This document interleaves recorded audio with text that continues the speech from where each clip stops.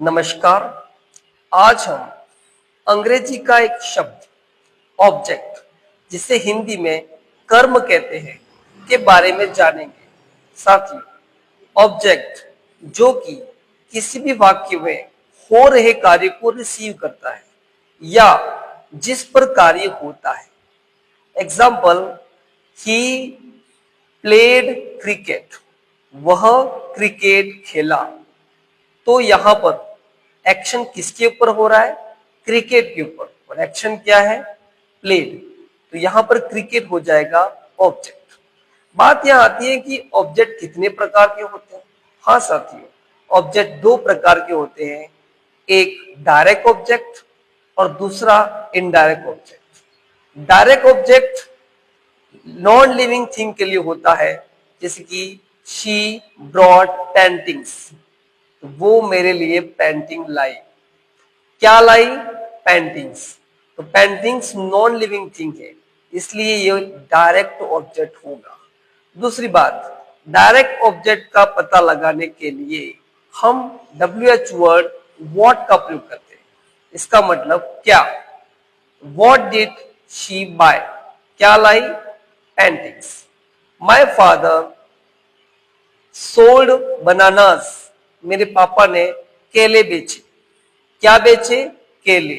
तो केले यहां पर ऑब्जेक्ट हो जाएगा, बनाना यहां पर ऑब्जेक्ट हो जाएगा, क्योंकि इसका भाव क्या आ रहा है। दूसरा ऑब्जेक्ट इनडायरेक्ट ऑब्जेक्ट।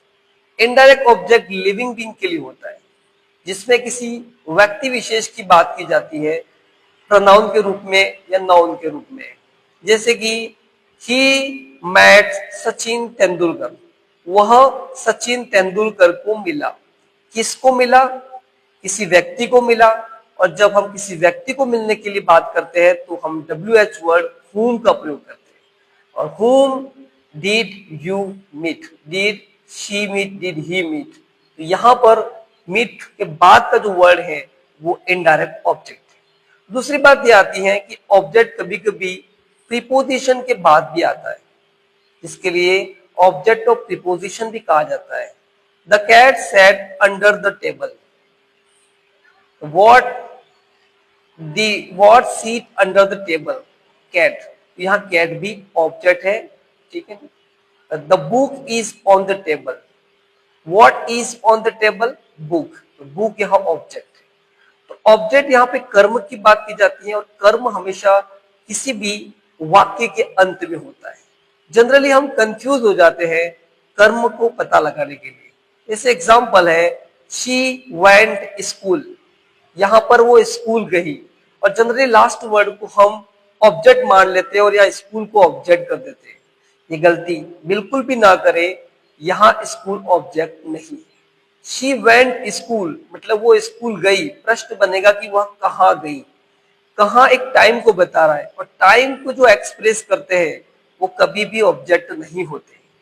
साथ ही she gets up at 6 AM, वो 6 बजे उठ गया। कितने बजे? 6 बजे। तो 6 बजे टाइम है, ऑब्जेक्ट टाइम को भी एक्सप्रेस नहीं करता है, इसलिए टाइम भी ऑब्जेक्ट होगा नहीं। मूल बात यह होती है कि ऑब्जेक्ट का पता हमें क्यों लगाना चाहिए, ऐसी क्या आवश्यकता पड़ेगी जिसके तहत हमें ऑब्जेक्ट के बारे में जानना पड़ रहा है। आप सभी ने एक्टिव एंड पैसिव वॉइस पढ़े होंगे, जिसके अंतर्गत आपने जाना होगा कि किसी वर्ब को, सेंटेंस को पैसिव में बनाने के लिए आपको ट्रांजिटिव वर्ब की जरूरत होती है। ट्रांजिटिव वर्ब वो होती है जो किसी ऑब्जेक्ट के पहले लगती है, मतलब उस वाक्य में ऑब्जेक्ट का होना बिल्कुल जरूरी होता है, ठीक है ना। शी मेड चपातीज, तो यहाँ चपातीज ऑब्जेक्ट है, तो चपातीज के आधार पर वो पैसिव वॉइस बना सकता है। आशा है आपको ऑब्जेक्ट के बारे में जो भी जानकारी चाहिए थी वो आपको मिली होगी। आप सभी का शुक्रिया, धन्यवाद।